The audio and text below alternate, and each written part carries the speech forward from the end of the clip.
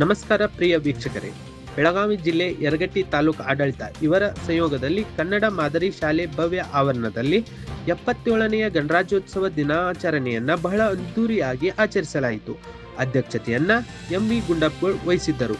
ಅವರು ಮಾತನಾಡುತ್ತಾ ಡಾಕ್ಟರ್ ಬಾಬಾ ಸಾಹೇಬ್ ಅಂಬೇಡ್ಕರ್ ಅನ್ನ ಈ ಸಂದರ್ಭದಲ್ಲಿ ನಾವೆಲ್ಲರೂ ನೆನಪಿಸಿಕೊಳ್ಳಬೇಕಾಗುತ್ತದೆ ಎಂದರು ಮತ್ತು ಗಣರಾಜ್ಯೋತ್ಸವದ ಮಹತ್ವದ ಕುರಿತು ಬಹಳ ಮಾರ್ಮಿಕವಾಗಿ ಮಾತನಾಡಿದರು.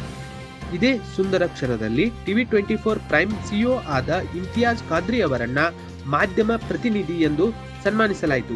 ಈ ಶುಭ ಸಂದರ್ಭದಲ್ಲಿ ಬೆಮುಲ್ ನಿರ್ದೇಶಕರಾದ ಶಂಕರ್ ಇಟ್ನಾಳ್, ಎಪಿಎಂಸಿ ಅಧ್ಯಕ್ಷರಾದ ನೀಲಕಂಠ ಸಿದ್ದಬಸವನವರ್, ಪಟ್ಟಣ ಪಂಚಾಯತ್ ಮುಖ್ಯಾಧಿಕಾರಿ ಮಹೇಶ್ ಭಜಂತ್ರಿ, ಪಟ್ಟಣ ಪಂಚಾಯತ್ ನಾಮನಿರ್ದೇಶಕ ಸದಸ್ಯರಾದ ಹನುಮಂತ್ ಹಾರುಗಪ್, ಸಲೀಂ ಜಮಾದಾರ್, ನಿಖಿಲ್ ಪಾಟೀಲ್, ಪಿಎಸ್ಐ ಮಾಳಿ, ಕರ್ವೆ ಅಧ್ಯಕ್ಷ ರಫೀಕ್ ದಿವಲಾವ್ನಾಯ್ಕರ್, ಗ್ಯಾರಂಟಿ ಯೋಜನಾ ತಾಲೂಕು ಅಧ್ಯಕ್ಷ ಗೋಪಾಲ್ ದಳವಾಯಿ, ಯರಗಟ್ಟಿ ಕನ್ನಡ ಸಾಹಿತ್ಯ ಪರಿಷತ್ ಅಧ್ಯಕ್ಷ ತಮ್ಮಣ್ಣ ಕಾಮಣ್ಣವರ್, ದಲಿತ ಮುಖಂಡರಾದ ಸುರೇಶ್ ಭಜಂತ್ರಿ, ಪತ್ರಕರ್ತರ ಧ್ವನಿ ರಾಜ್ಯ ಪ್ರಧಾನ ಕಾರ್ಯದರ್ಶಿ ಫಿರೋಜ್ ಖಾದ್ರಿ, ಪತ್ರಕರ್ತರ ಸಂಘ ಯರಗಟ್ಟಿ ಅಧ್ಯಕ್ಷ ಶಿವಾನಂದ್ ಬಳಿಗಾರ್, ರೈತ ಸಂಘ ಅಧ್ಯಕ್ಷ ಸೋಮು ರೈನಾಪುರ್, ಜೆ ರತ್ನಾಕರ್ ಶೆಟ್ಟಿ, ಶಿವಾನಂದ್ ಕರಿಗೊಂಡನವರ್, ಭಾಸ್ಕರ್ ಹಿರೇಮೇತ್ರಿ, ಡಾಕ್ಟರ್ ಸಚಿನ್ ಉಪ್ಪಿನ್, ಫಾರೂಕ್ ಅತ್ತಾರ್, ಕೆಬಿಎಸ್ಒ ಮಹಂತೇಶ್ ಯರಗಟ್ಟಿ, ಮಂಜುನಾಥ್ ತಡಸಲೂರ್, ಊರಿನ ಸಮಸ್ತ ಗ್ರಾಮಸ್ಥರು, ಎಲ್ಲ ಶಾಲೆಯ ಮುದ್ದು ಮಕ್ಕಳು, ಊರಿನ ಹಿರಿಯರಾದ ಹನುಮಂತ್ ಕಡ್ಕೋಳ್, ಮೋಹನ್ ಹುಣಸಿಕಟ್ಟಿ, ಕುಮಾರ್ ಜಕಾತಿ, ಅಣ್ಣಾ ಸಾಹೇಬ್ ಸುಬೇದಾರ್, ಮುಕ್ತುಣ್ಣವರ್ ಗುರುಗಳು, ಆಲ್ಕಟ್ಟಿ ಗುರುಗಳು,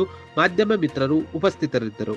ಇದು ಇವತ್ತಿನ ಅಪ್ಡೇಟ್. ಟಿವಿ 24 ಪ್ರೈಮ್ ನಿಮ್ಮೊಳಗಿನ ಧ್ವನಿ. 1947ರಲ್ಲಿ ಬ್ರಿಟಿಷರಿಂದ ಸ್ವಾತಂತ್ರ್ಯ ಸಿಕ್ತು. ಆದರೆ ನಮ್ಮದೇ ಆದ ನಿಯಮಗಳಿರಲಿಲ್ಲ. ದೇಶವನ್ನು ನಡೆಸಲು ಒಂದು ಬಲಿಷ್ಠವಾದ ಕಾನೂನು ಬೇಕೆನ್ನುವ ನಿಟ್ಟಿನಲ್ಲಿ ಅವಶ್ಯಕತೆ ನಮಗಿತ್ತು.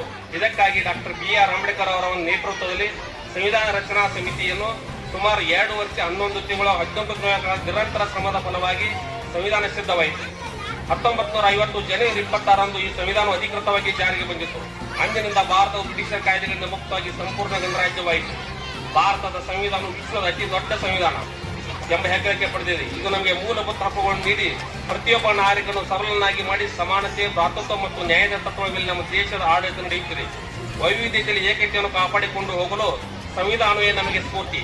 ನಮ್ಮ ದೇಶದ ಸಂವಿಧಾನವು ಪ್ರಜಾಪ್ರಭುತ್ವದ ಅತಿ ದೊಡ್ಡ ಆಸ್ತಿಯಾಗಿದೆ ಅಂದರೆ ಅತಿಶಯೋಕ್ತಿಯಾಗಲಾರದು. ಇದು ನಮ್ಮ ದೇಶಕ್ಕಾಗಿ ಹೋರಾಡಿದ ಅಸಂಖ್ಯಾತ ಕ್ರಾಂತಿಕಾರರ ಬಲಿದಾನ ಸ್ಮರಣೆ. ಸಂವಿಧಾನ ಶಿಲ್ಪಿ ಡಾಕ್ಟರ್ ಬಿ.ಆರ್. ಅಂಬೇಡ್ಕರ್ ಅವರನ್ನು ನಾವಿಂದು ಭಕ್ತಿಪೂರ್ವವಾಗಿ ಸ್ಮರಿಸಲೇಬೇಕಾಗಿದೆ. ಅದರೊಂದಿಗೆ ಗಡಿಯಲ್ಲಿ ನಿಂತು ದೇಶ ಕಾಯುವ ನಮ್ಮ ಸೈನ್ಯ